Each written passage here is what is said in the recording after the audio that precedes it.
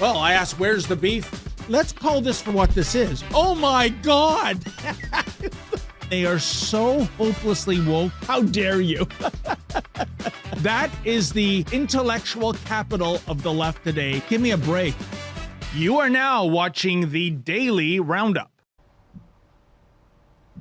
Good afternoon, ladies and gentlemen. You have tuned into the Daily Roundup on this, a Monday, August 14th, 2023. I'm David Menzies, and my co-host, well, let me tell you a bit about my co-host. You know what, folks? Today is National Tattoo Removal Day. I think it's completely meaningless to my co-host because she has no tattoos. At least she has no tattoos that I'm aware of. She is the she-devil with the spatula. She is the Khaleesi of BC. She is Drea Humphrey. Hey, Drea Humphrey, how you doing today? Hey, David, I'm doing good. And yes, you're right. I have no tattoos. Although I was recently tempted. I was considering one. I think it's Sheila always on the screen with all the tats rubbing off on me. Yes, that's right. Yeah. Sheila has quite a few. I remember she got some in Israel back in 2018. We're going again, by the way. I think you're on the trip. I think we fly out on Labor Day of next month. And what else is there? I see it's also World Lizard Day and National Bargain Hunting Week. So I guess if you have a lizard that's tattooed and you want to get the tattoo removed at a cheap price, wow, this is the day for you folks. But we digress. So, Drea, there's so much to get to today. But before we do that, why don't you lay down the house rules if you can? Sure. Yeah. Welcome, everybody, to the Daily Roundup. We're going to have a great show for you, lots to talk about, but you can also be a part of the show and weigh in on what we're saying, too. And a fun way to do that is if you head to Rumble or Odyssey, both platforms that are pro-free speech and alternatively also pro-free press. If you go there, there is an option to chat live with us. There's called Rumble Rants, I think is what it's called on Rumble. And if you donate $5 US or more, we make sure to read those and make those part of the show. And it's a really fun thing, but it also helps support our independent journalism, which does not take a dime from the Trudeau government, unlike 90% of media in Canada. So check us out, be part of the show, and we'll see what you have to say. There you go. And right off the top, we got to address this, Drea. Pierre Poilievre, he is coming under the guns of the mainstream media. I heard about this driving in, by the way, on talk radio. So there is consensus. It's not just CBC News, but CTV News is on side. Evidently, Poilievre is a frothing at the mouth conspiracy theorist because he dares to, as they call it, ramp up the rhetoric about the World Economic Forum. You know, first of all, in this day and age, after what we've just lived through these last 3 years, Drea Humphrey, with the COVID-19 madness especially, what is a conspiracy theory?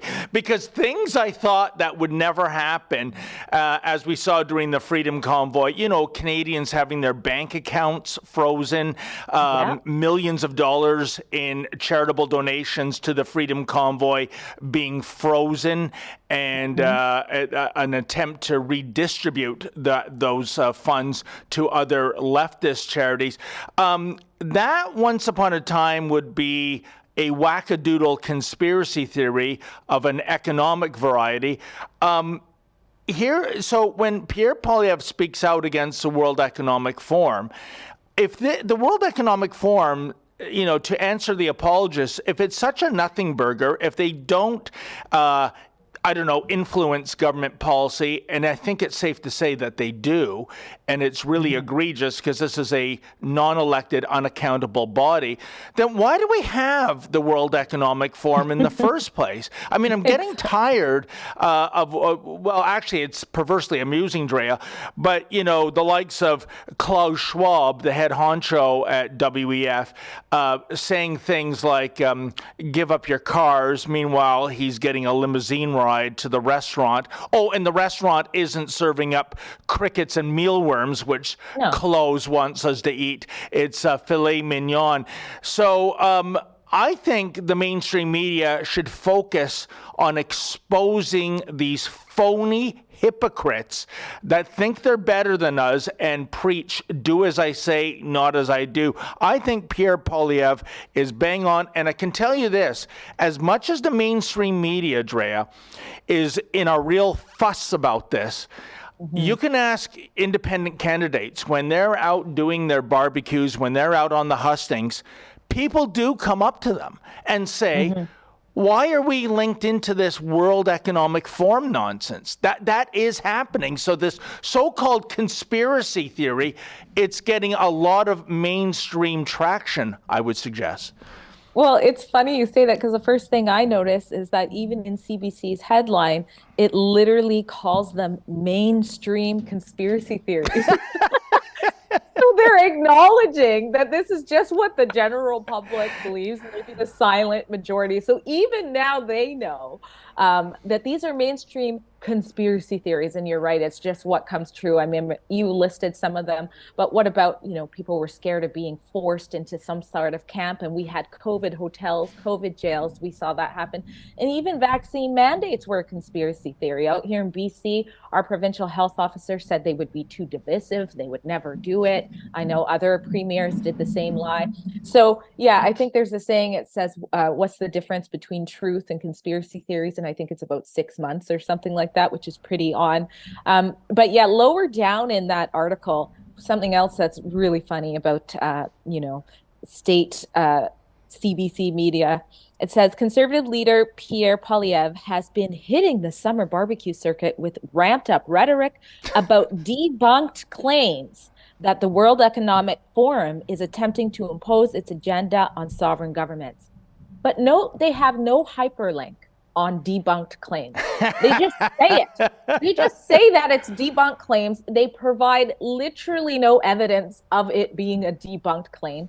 I mean, king of the WEF himself, Klaus Schwab, even has taken pride in penetrating our cabinet. That's his own words. Yep. He's so proud of our Prime Minister Trudeau. So no, it's not a conspiracy theory, hence why they can't support such a comment. This is totally just propaganda. And then again, same thing here. The next paragraph, it says some experts suggest. Who are the experts? Who are these experts? Oh. They're literally just writing things without anything to back what they're saying. So some experts suggest another sign that some conspiracy theories are moving from the fringes of the internet to mainstream thinking as people's distrust of the government grows. Yeah, you should get a hint. There is a reason why Pierre Poilievre at his rallies, he gets the biggest cheers for two things. Number one is defunding the CBC, so you can see why they're happy to throw him under the bus. But number two is when he says, and it's written in here, the promise that he will not allow any of his ministers to be a part of the WEF and to even go to Davos. So they're pointing that out there too in this article. You know what? I think that speaks to what the base wants. And by the way, Drea, that is brilliant of you. It went over my head, but you adroitly pointed it out. Mainstream conspiracy theory. Isn't that an oxymoron? Because conspiracy theory, by their nature, it is something embraced by a fringe minority. Or do we have two categories of conspiracy theories in Canada? The WEF influencing on local political decisions, that's a mainstream conspiracy theory. And a fringe conspiracy theory, that would be, we landed on the moon in 1969. I mean, and there's a medium, I guess, conspiracy theory that would be, everything to do with 9/11 perhaps. But by that very statement, it just doesn't make sense to me. So, good for you for pointing that out. And also, you are 100% bang on. The ulterior motive here by the CBC, and by the way, what sloppy journalism? As you said, experts say, which experts? Oh, just trust us. I guess there was a custodian behind the building. He said something in passing. Yeah. But the CBC, it has a big target on its back. I have been to several Pierre Poilievre rallies and Maxime Bernier, because, you could argue that Pierre Poilievre stole this plank from the People's Party of Canada. But I can tell you this, Drea, when both those gentlemen say they are going to defund the CBC, it is by far the loudest standing ovation. You'd think the roof was going to cave in, and don't you? And of course, CBC reporters, editors, producers, they've got skin in the game. They're probably thinking, if this crackpot gets in and defunds us, we're out of a job in what is a sunset industry to begin with. And that fuels the fire, in my belief, Drea, that the likes of CBC, Toronto Star, you name it, all the usual suspects, they are working night and day. Who knows when the election's going to be? I don't think it's going to be this year. I probably think it's going to be next year, but at least by 2025, we must head to the polls. And they are turning over every rock. They're going to high schools and looking at yearbooks that Pierre Poilievre might have been mentioned in. They are looking for anything scandalous to throw at the leader of the Conservative Party of Canada. I truly believe that. Dre, do you think they'll come up as something as scandalous as, I don't know, remember back in 2019 when they found out that, Andrew Scheer was selling life insurance without a full brokerage license? Oh, merciful God in heaven, you can't be serious. What about blackface? Oh, no, never mind that. Never mind, nothing to see there. They are just shameless, Drea. Absolutely. The list goes on. And of course, there's more chiming in there. I think we have an MP, Anthony Housefather, who came out to Twitter. He had a statement there. I'm just trying to find it now, of course. I don't know what I do when I get so excited when it's on the screen. Thank you. Great team behind the camera here. There is nothing more dangerous in a democracy than a politician who seeks to demonize and delegitimize the media.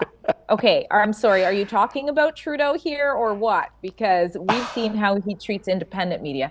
But he continues, totally fine to challenge the premise of claims in a story you don't agree with. But going beyond that and attacking an entire legitimate news service is Trump-like. Oh, and even got a Trump play in there. Well, my goodness. Anthony Housefeathers, I mean, that's a little rich, isn't it, Drea? Talk about demonizing and delegitimizing media. You mean like what Blackface did to Rebel News in 2019 and 2021 when we had to go to federal court, our one lawyer against, I don't know if it was 5 or 7 government lawyers, Drea, to get ourselves into the parliamentary press debates, which we did successfully. And what happened in 2021, both Justin Trudeau and his new best boyfriend, Jagmeet Singh, simply saying, when our journalists got a chance to ask a question, I'm not going to answer because I don't recognize you as legitimate media. How dare you? This is not Rebel News saying we're legitimate media. This is a federal court twice saying that we are legitimate.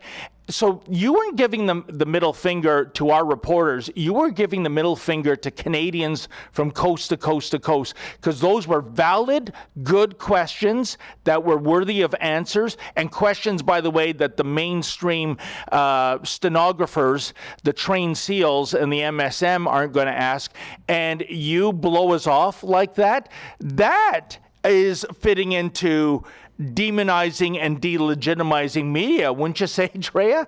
Oh, absolutely. And I don't know if we covered this because there was so much to cover about that the last time he tried to keep us out of the election debate. But they also changed the rules last second once we had the court order to get in, and we had, I think, 11 journalists were allowed either virtually or in there. They stopped follow-up questions, if you remember. And then Trudeau took that time to demonize us and say all these things. And of course, they cut the mic right after, so we couldn't respond. So it's such a joke.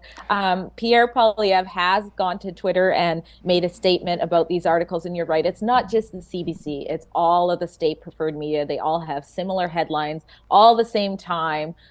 Totally obvious that they're all in cahoots together. But Pierre Poilievre says Trudeau's media are desperate to stop his continued downfall. Today, CBC's news service, CP, wrote a hit piece on me because I dared to criticize the World Economic Forum, a group of multinational CEOs and powerful politicians that push their interests. I work for our people in this country and will bring home our democracy without apology.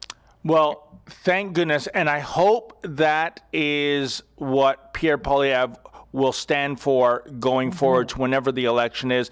I think there's been two terrible self-inflicted wounds that Pierre Poilievre has cast upon himself, Drea. One was that outrageous throwing under the bus of Christine Anderson, the German politician, at the behest of liberal bagman Warren Kinsella via the disgraceful Toronto Sun journalist Brian Lilley. I mean, that's who you're taking your orders for? I mean, Germany, buying into this that she's somehow a neo-Nazi. I mean, I'll tell you, that's a hell of a place to be a neo-Nazi. Germany, it's the worst country in the world to be that, because there are criminal laws if you display a swastika, if you do the Heil Hitler salute. So the idea that Christine Anderson has cottoned on to that is outrageous. I thought that was a horrible misstep. And the second one was just a few weeks ago when I think it was a CBC journalist, but don't quote me on that, but he was asked, do you agree with that ideology on the shirt of that man that posed for a selfie with you? There are two genders.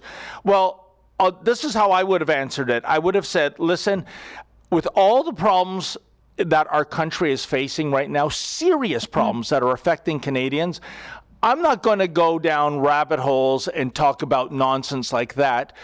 Or he could have said this, which I would have loved. Yes, I agree with that. There are two genders.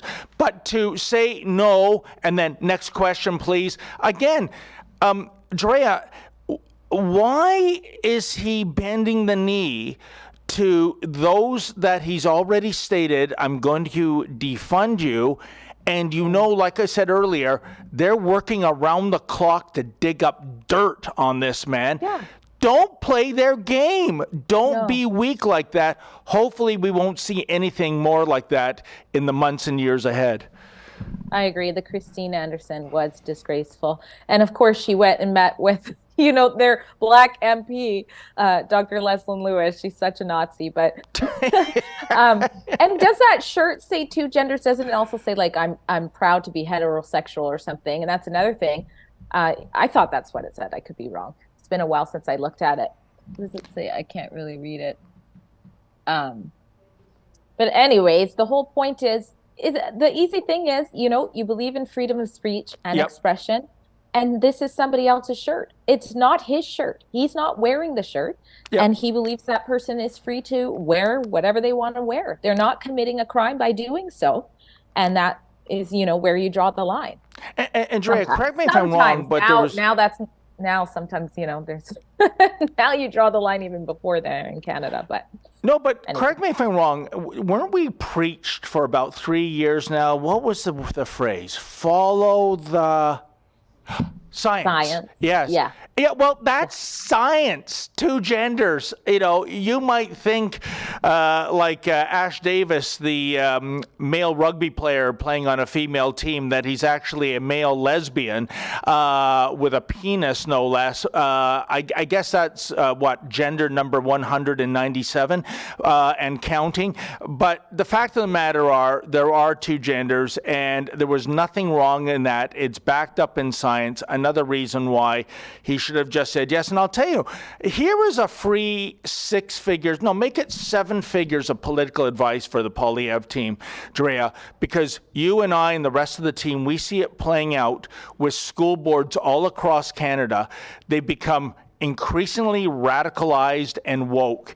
And there is a radical sex ed curriculum being preached. Horrible reading materials, themes like incest and pedophilia. It's absolutely grotesque. And that's for, libraries of elementary schools.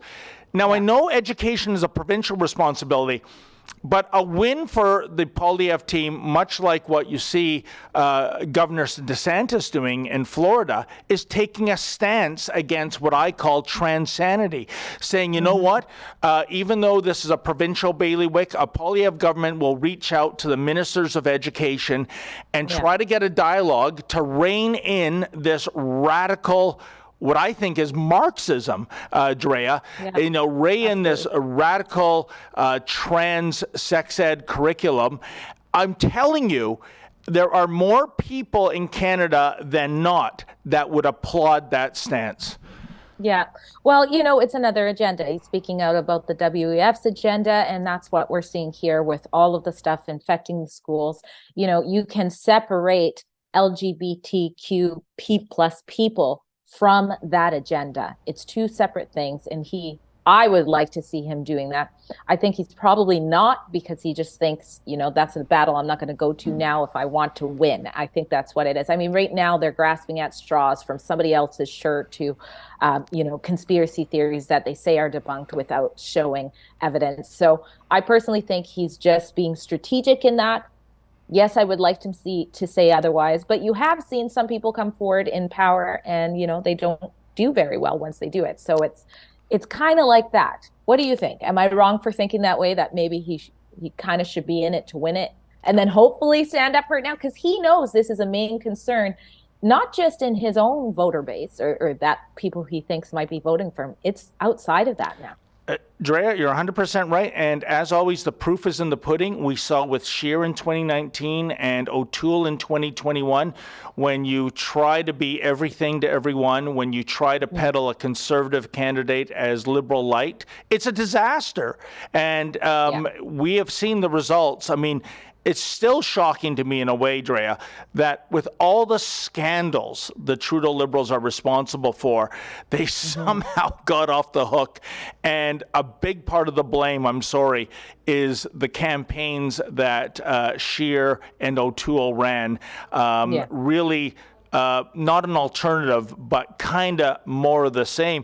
And one last thing I noticed, Mickey Jurek, just like House Feathers, he said the peddling of conspiracy theories is affecting our democracy, pitting groups against each other, creating suspicion, and harming national security by spreading misinformation that eventually affects policy.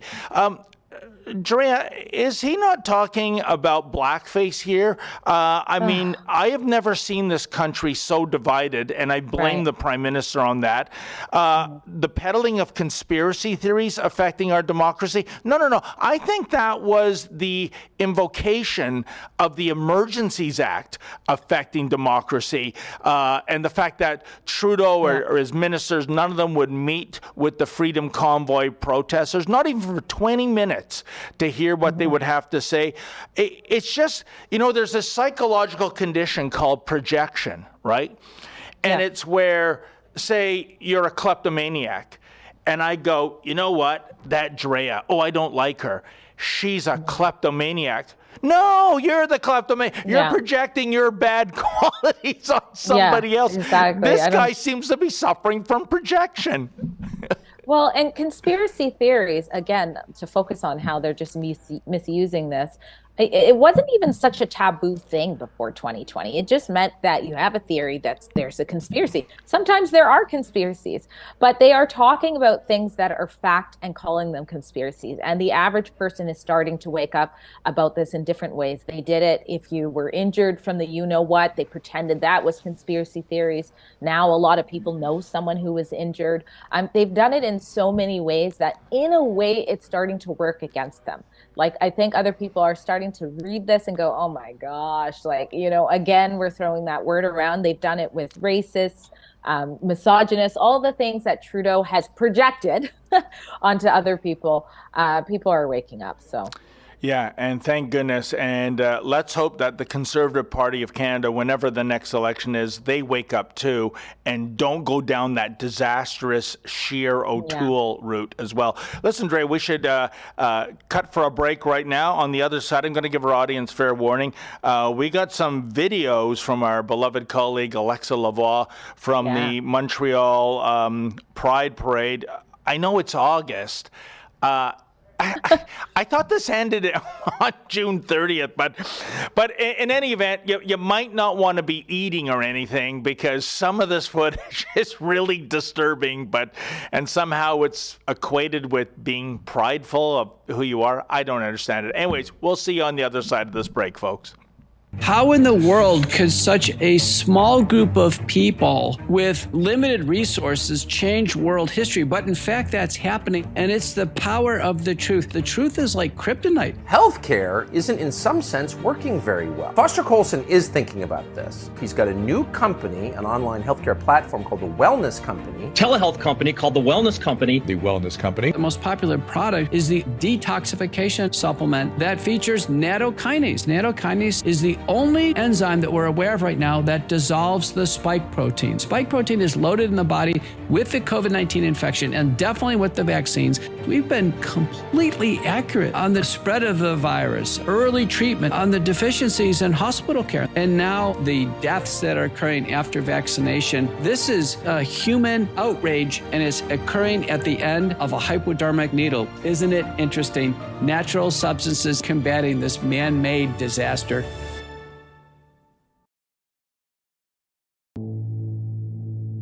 No matter what, God will bring us through. And I said, we will not bow down to your gods. For tickets, showtime details, and to see the trailer, please go to SaveTheChristians.com.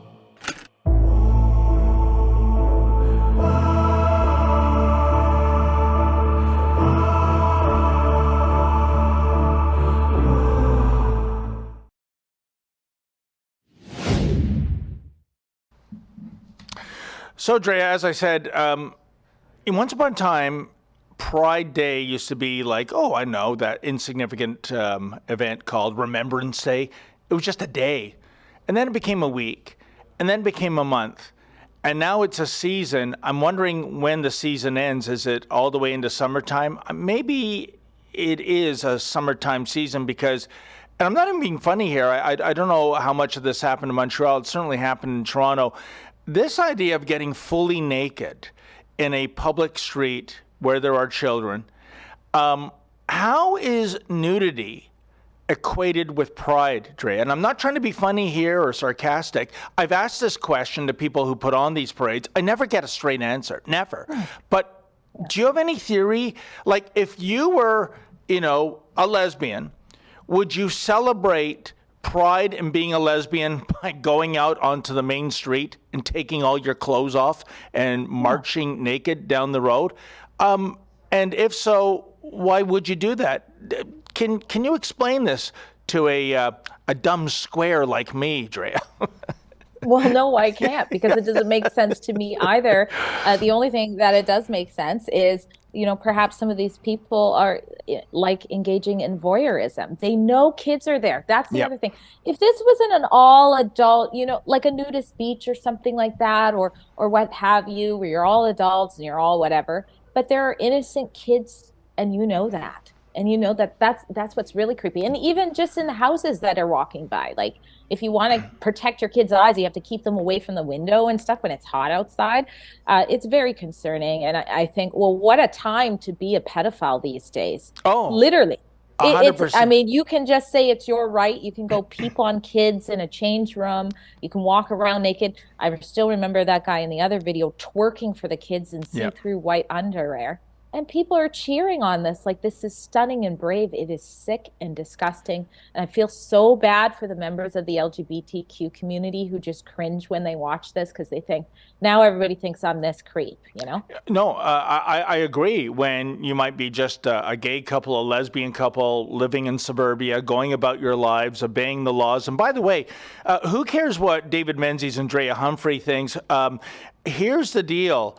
Going naked in public it's a criminal code violation. Yeah, And supposed I to be. interviewed someone last month who put in a police call. He recorded it, that was happening in downtown Toronto, and the cops just shrugged. Oh yeah, they do that. We don't get involved.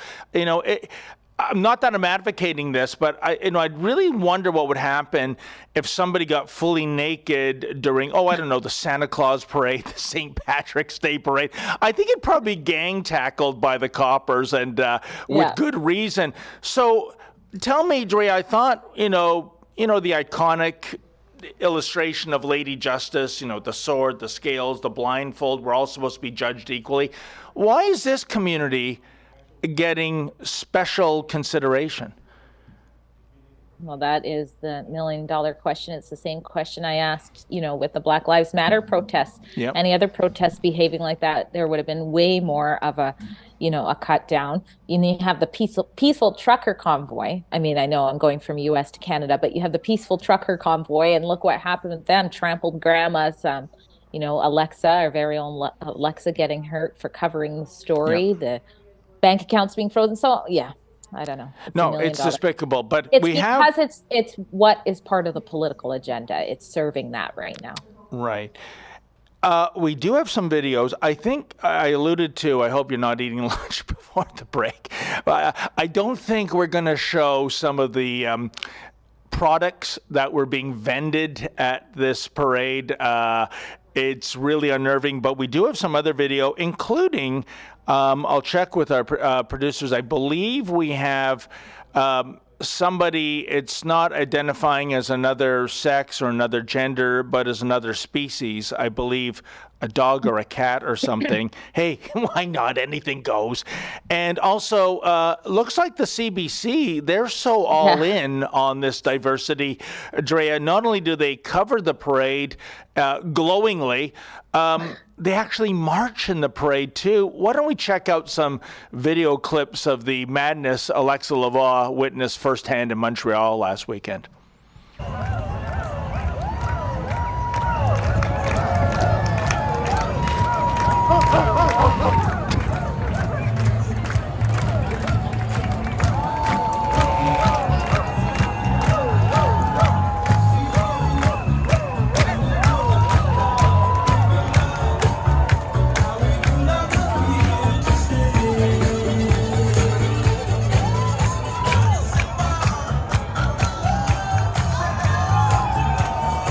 Ruining a good song.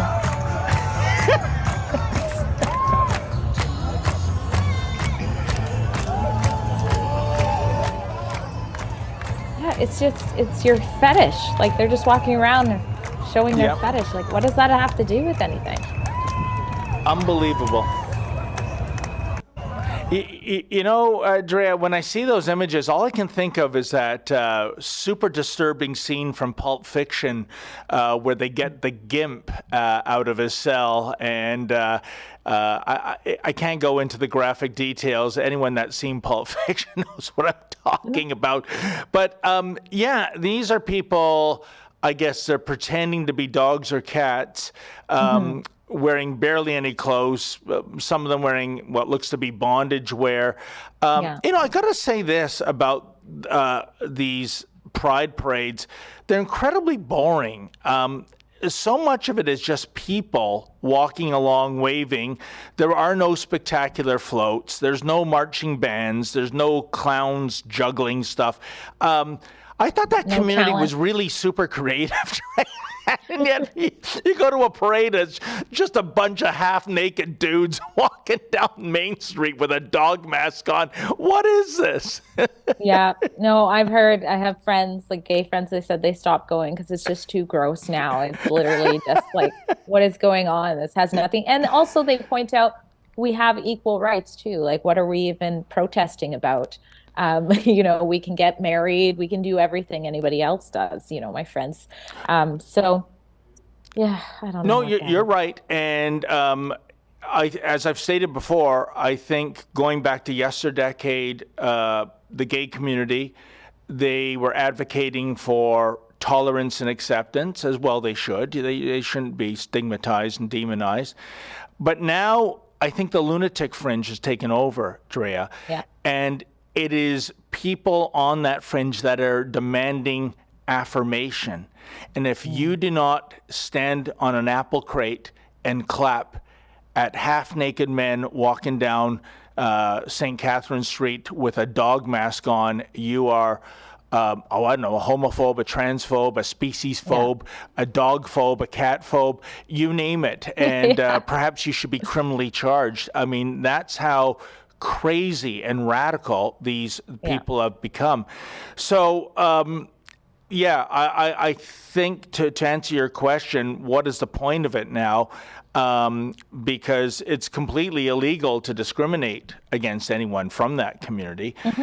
And who knows, there's probably even people in cat masks and dog masks working at some call center. I mean, you probably can't even discriminate against speciesism, but I digress, because our next clip, well, Drea, if you're wondering, folks, how are your tax dollars working for you, check out this clip.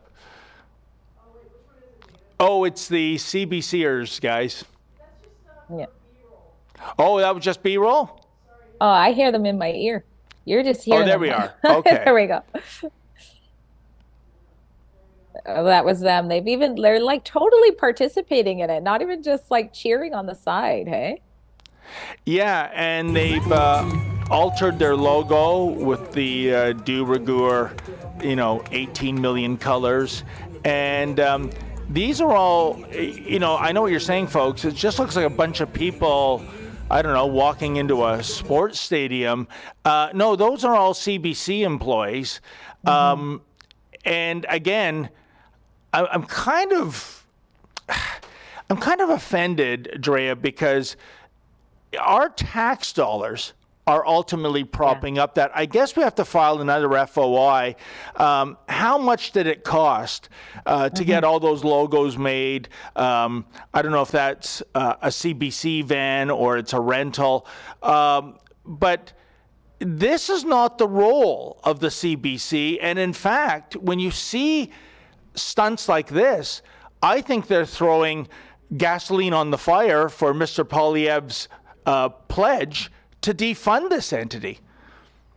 Yeah, I don't think, again, mainstream. The mainstream people are saying there's too much going on. And unfortunately, the way the LGBT community has been hijacked to push the stuff on the kids, they've just had enough. We saw it with the Target scenario in the US. Of course, we saw it with the Dylan Mulvaney, but we're also seeing it with Muslims, Christians, Jews, Sikhs coming together at protests and saying enough is enough.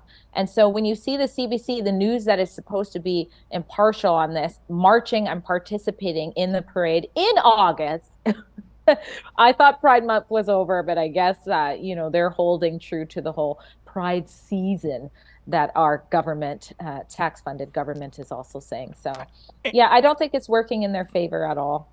And Dre, it is fascinating, I find, that when you look at the relationship of conservatives and Christians with those in the Islamic community, in the past 10 years, there has been a quantum shift, hasn't there?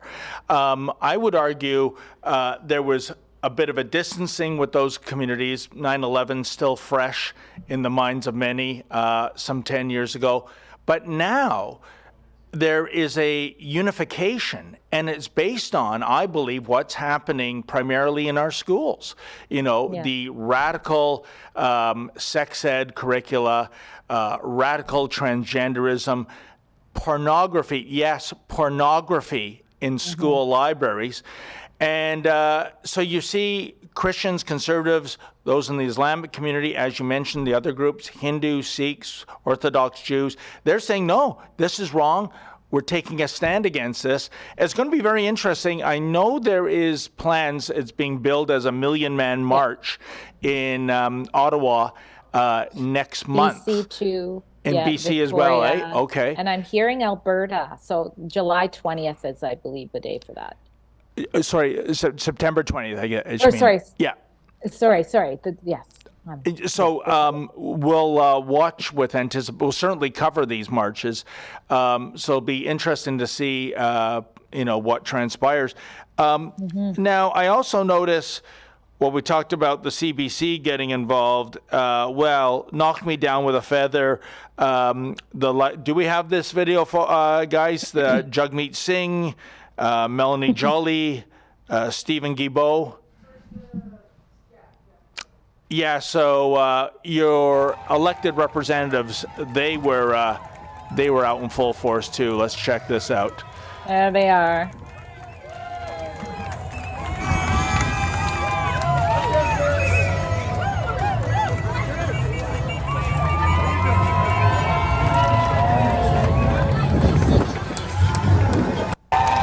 Yeah, that of course is Jagmeet Singh. I think even with blackface in power, he's the most disgraceful politician in our entire Dominion, Drea. I think even people who are NDP core supporters are getting tired of his act, denouncing the blackface Liberals every day on Twitter and at press conferences, and then propping them up, of course, in the House of Commons.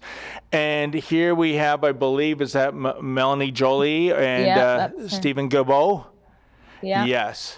And I still can't get over the fact that we have someone ruling a federal party who is banned from getting into India. Yeah. Is that what's wrong with Canada? Oh, well, that is kind of perversely amusing because, Jagmeet Singh can't get into India, and Stephen Guilbeault himself, a convicted criminal, when he, so it's almost as though you break the law, you do bad things, you fail upwards in Canada. Yeah. I'm going to be fascinated whenever this election is happening, because I hear so much chatter that even those in the Sikh community are tired of Jagmeet Singh's act, and that he could even lose his seat out in your neck of the woods. Drea, what are you hearing? Well, again, I take it back to this issue, the concerns many are having about what's happening in the schools. And so I know just personally from what I'm hearing on the ground that there are a lot of people in those communities that are afraid to speak out. They want to get more of their family here. They're fearful of being on some sort of list that might end up with them being deported. But they are prepared to vote where they think this issue. In fact, I had one person tell me that their whole family, I guess they believe the Conservatives are racist. This is their belief. They're NDPers.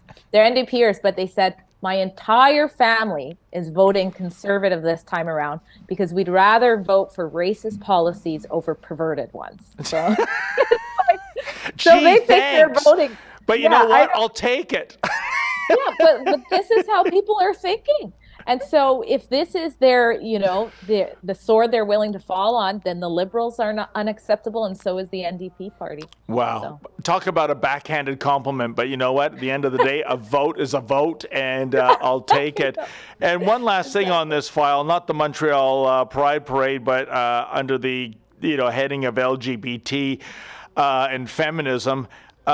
Is this correct? The new Snow White actress says the new version of Snow White and the Seven Dwarfs, are they still calling them dwarves or short people, will not include a prince? What's that about? I think we have a clip. Let's see if we can make sense of this, Drea. I mean, the original cartoon came out in 1937, and very evidently so. There is a big focus on her love story with a guy who literally stalks her. Yeah. Weird. Super weird. So we didn't do that this time. So no prince or a different kind of prince? We have a different approach to what I'm sure a lot of people will assume is a love story just because, we cast a guy in the movie. Right. Andrew Burnap, great dude. Yeah. It's one of those things that I think everyone's going to have their assumptions about what it's actually going to be, but it's really not about the love story at all, which is really, really wonderful. And whether or not she finds love along the way is anybody's guess until 2024. All of Andrew's scenes could get cut. Who knows? It's Hollywood, baby. Oh, it's Hollywood, baby. And I think we're on to day 108 of the writer's strike. I hope they stay out on strike for eternity, Drea. An idea of a love story, fairy tale, a heterosexual male and a heterosexual woman getting together. Ooh, what a bunch of weirdos. We can't have that kind of tripe shown in theaters for little kids. This is unbelievable. And look at the entitlement and the gall of that actress. It is just off the charts.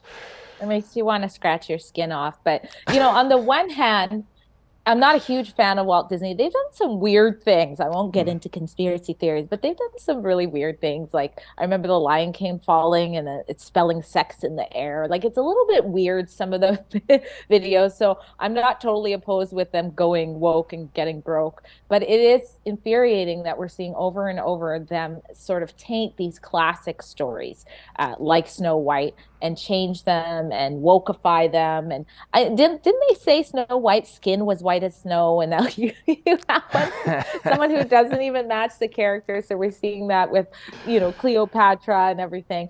So it's just really annoying that it's like they go and they're like, I want to cover this, but I hate it. And I saw somebody commented that too in a tweet. I don't know if we put it up, but it's like, how are you promoting the video when the lead actress hates Snow White? Like the way she's talking, it's like she despises that story, but you cast her and she's out there promoting it. Like you would think that you want somebody who actually appreciates that original story. You know what, Drea? I wonder what she would feel if we, embraced in for a penny and in for a pound, and we went over to her or somebody with the production team and said, you know what, honey? We're writing you out of the script as a biological female. Yeah. This version of Snow White is going to be a drag queen. Yeah, it's going to be some 350-pound dude with a beard. That's Hollywood, baby. Deal with it. I wonder if she's on Team Woke when her job gets written out due to political correctness or whatever the flavor of the day is, Drea. Oh, she'd probably cry inside and smile and clap because, it's about the collective morals, not your own, right? Well, you know what? Thank God Chrystia Freeland told Canadians to cancel their Disney Plus subscriptions so we don't have to watch this rot. And by the way, I will bet my life that Chrystia Freeland did not cancel her. If anyone out there can somehow get a copy of Chrystia Freeland's cable bill, please, I just want to see that line item of Disney Plus still being subscribed to. Drea, we got to take our second ad break, and then we'll get back to, this is interesting. I think we might be doing the golf story that was getting tinkered with to such an extent that the journalist took a really courageous stance and basically he resigned from the magazine. It's unbelievable, folks. So we'll check it out on the other side of this break. You may have heard us previously refer to the term Orwellian in response to the way that governments around the world have acted throughout the COVID-1984 hysteria, but do you know what these terms really mean? Well, they come from the dystopian writings of author George Orwell, and now you can read one of his most famous works, novel 1984, Better Than Ever Before, to hear the terms that we refer to often, such as the Ministry of Truth, wrongthink, thought police, etc., straight from the horse's mouth. You can find it at buy1984.com, where Rebel News is excited to launch this revamped classic tale. It's not revamped at all in terms of what was actually written. In fact, all of the writings themselves remain entirely unchanged. But we're now bringing you this harrowing, futuristic novel fully illustrated and with a larger, easier to read font size. There is a foreword by Rebel Commander Ezra Levant, and you can order it directly through that website, buy1984.com. The parallels between the depictions of the surveillance state and Orwellian's totalitarian depictions in 1984, contrasted with what we are seeing today in our democracies, should not be ignored. Go to buy1984.com and purchase your book today. And hey, maybe even order a copy or two for a friend. It's the perfect gift that keeps on giving. And you'll never be able to view the doublespeak of certain politicians the same way again. That's buy1984.com. And before we jump into the next thing, I just want to go over something very important. One question I'm getting a lot when I run into, our viewers is, what are you guys going to do about these censorship bills? So we actually have a plan.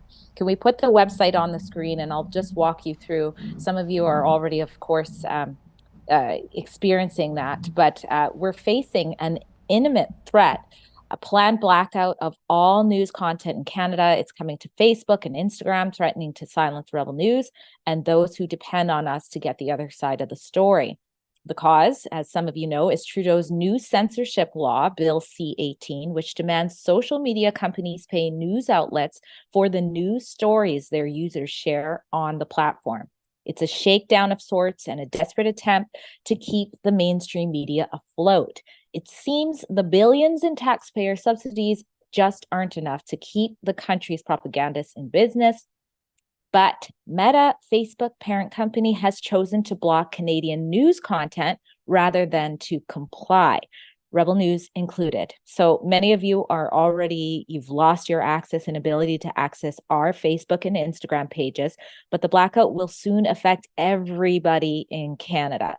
So don't worry, we've got a really cool plan and solution. It works. We've tried it. We've partnered with Private Internet Access, PIA, a VPN provider dedicated to safeguarding digital privacy. So for just $2 a month, which by the way is way cheaper than when I got a VPN, this is really good. $2 a month, you can maintain your access to our content across all your devices. And unlike other VPN providers, PIA is going to be able to do that for you. So there you have the amounts of what you can do to go on it right there. But this is a really easy way to just kind of boycott that. And like I said, some at Rebel have already given this a try. So try PIA and it's risk-free. We have a link for that in the description box below if you go below the video right now that you're watching. So there you go. It's our number one choice. I, of course, understand nothing about what you just said. So, I know, right? But all I know, it's a cheap way of staying in the loop, and that is good. And in the meantime, giving a big raised middle finger to the blackface regime and their censorious ways. But as we talked about, I want to say that I'm going to nominate Steve Eubanks. He is a sports writer and an employee at Global Golf Post as, Journalist of the Year for showing that there are people out there in this game that do have principles and will stand up for what they believe in, even if it means being economically disciplined. And the story is this, folks. Steve Eubanks was a former senior writer at Global Golf Post, and he resigned after his editors, get a load of this, demanded he cut the pro-life and Christian elements from an interview he did with professional golfer Amy Olsen, who is actually competing on the circuit while pregnant. That's a story in and of itself, I should think. He says, that's Eubanks, that his fellow staff, quote, went ballistic, end quote. I mean, Drea, almost like Amy is claiming she's a member of ISIS and supports their agenda. There'd probably be less of a reaction. And they said that the content of the interview would only run if they cut out the sections that covered Olsen's Christianity and pro-life views. This is despicable, Drea, because I bet you if this was any other religion, this would be embraced as diversity, inclusion, equity, et cetera, et cetera. Also, if she was not pro-life, that would be embraced too. But the fact that she's Christian and pro-life, like I said, it's akin to declaring loyalty to ISIS. I also want to tell you, Drea, and I've made this observation for several years now. For some reason, in North America, the sports department of media organizations, it's even more woke than the news department. I can't, for the life of me, think of, well, I guess you could argue Don Cherry, but we're going back to 2019 for a right-of-center commentator on sports. If there are some, they keep their opinions checked. But the wokeism is unbelievable. I mean, we just saw back in June when Anthony Bass, the Blue Jays pitcher, was drummed out of town for the simple thing of liking the Anheuser-Busch and Target boycotts because of the radical transgenderism going on with those companies. All the sports media, every single one covering baseball in Canada, Drea, they could barely type their articles because they had their cheerleader pom-poms on, okay? Oh, this is great. Get them out of here. Get that hater. A hater. Those were the words they were using. But this is outrageous. I would suspect, this is an American publication, I'm guessing at least half of Americans are pro-life. You know, I'm not sure what the most recent stats reveal. But Drea, you as a woman, the idea that these editors going ballistic, according to the sports writer Eubanks, because of her being Christian and pro-life, can you make sense of this?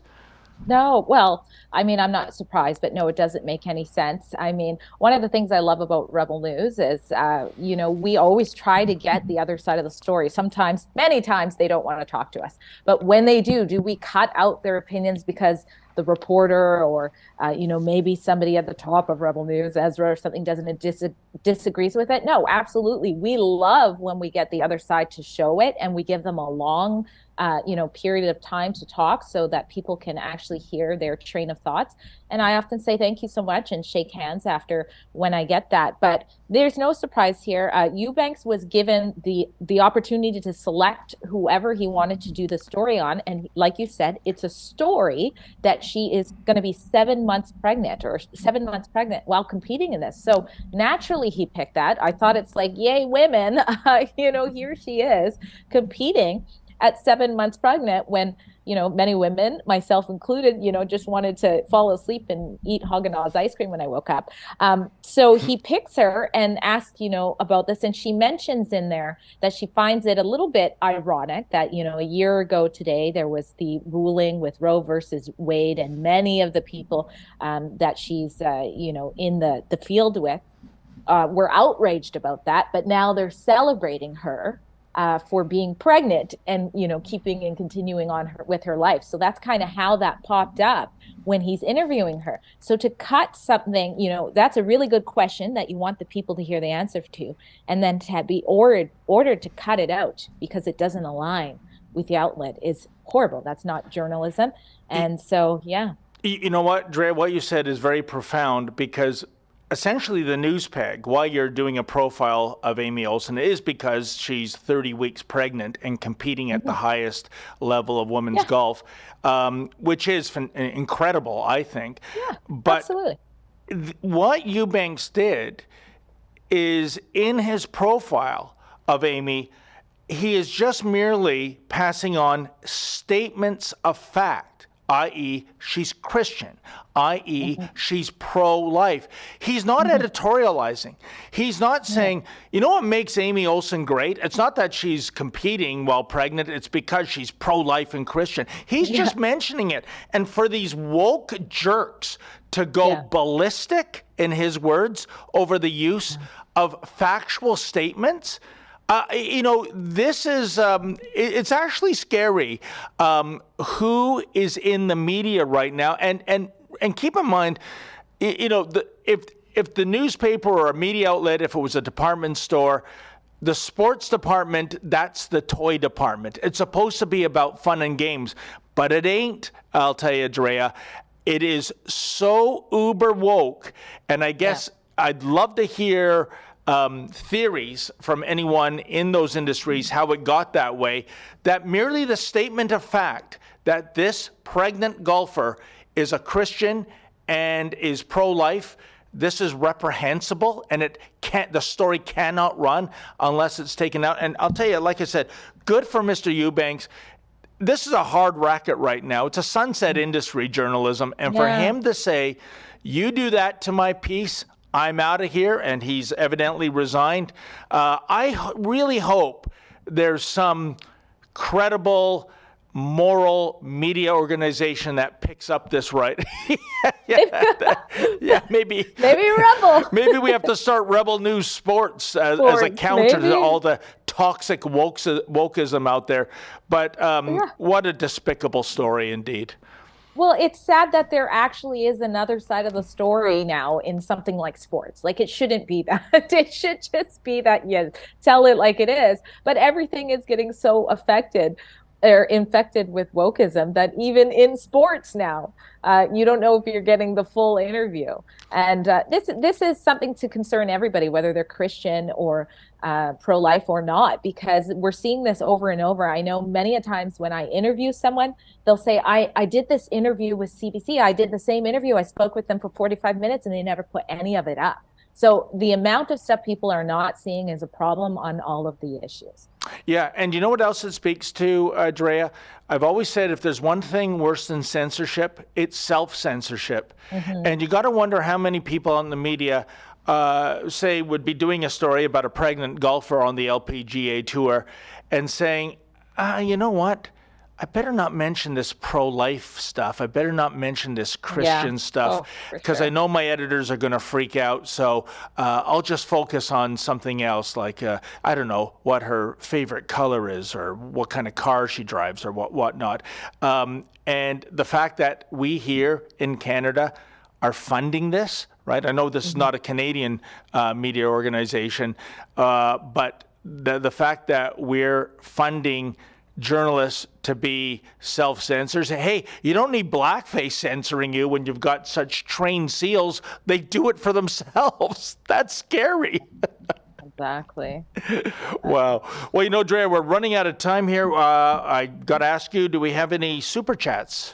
We do. Excellent. From Cool Beans 89, familiar name. Thanks for supporting us on the live streams. Often donates $5. Thank you. Says, David, I'm surprised that you did not say anything about this being 20 years today since we were plunged in darkness as the biggest blackout since 1965.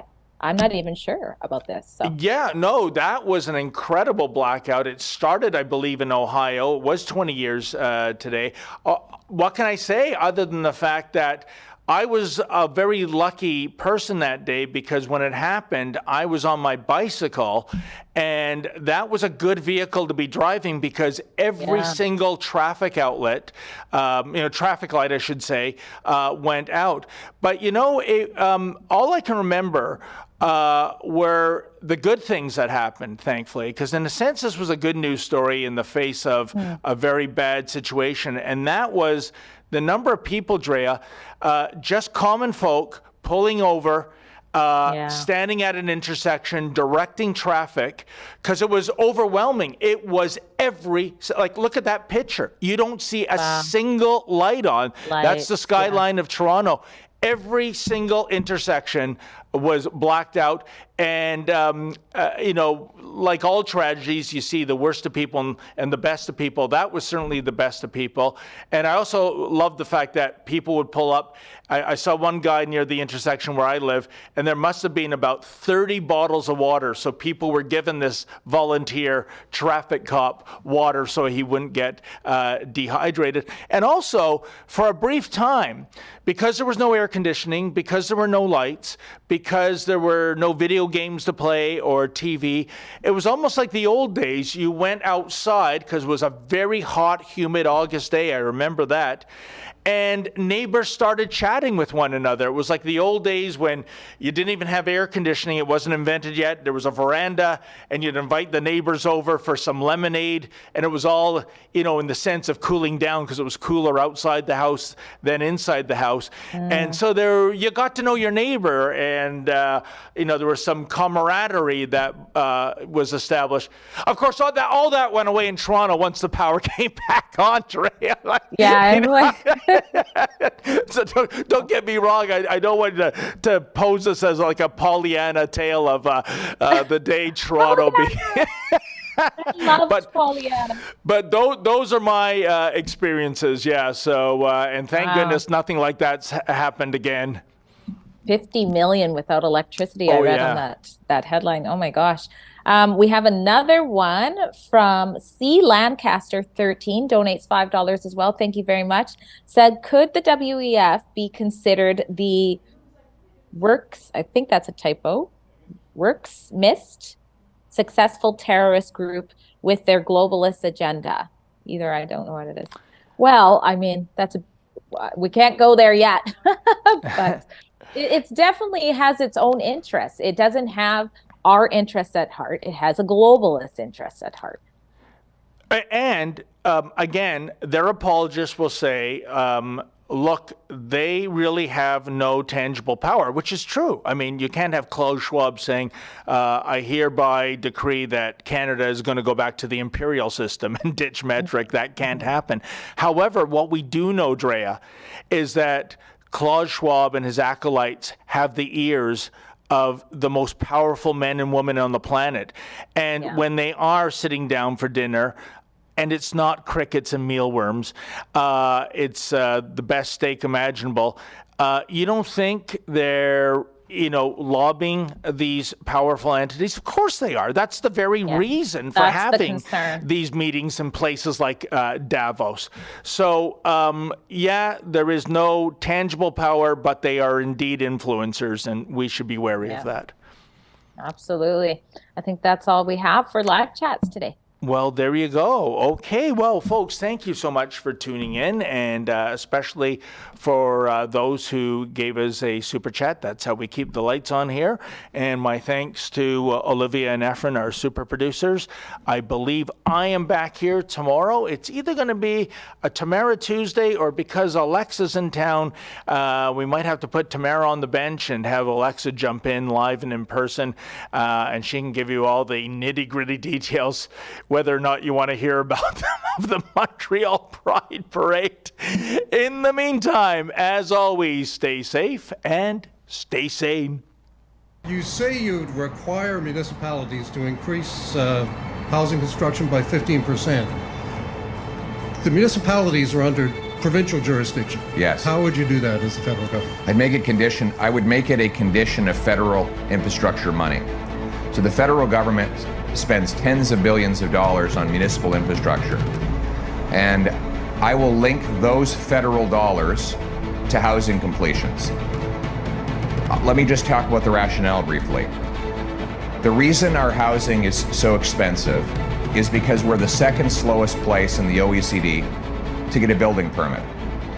According to the CMHC, in a report just 10 days ago, Toronto is the second slowest, Vancouver is the slowest place to issue a housing permit. Coincidentally, Toronto and Vancouver are the most expensive markets. We have the fewest houses per capita in the G7, even though we have the most land to build on. That is because of local bureaucracy that adds delays, fees, charges, lawyering, consultants, and all those costs add up to $1 million per home in Vancouver, $400,000 per home in Toronto, hundreds of thousands of dollars in extra costs for every single home. That's the supply problem we have. So I'm saying to big cities, you have to speed up and lower the cost of permits, or I will withhold federal infrastructure money. However,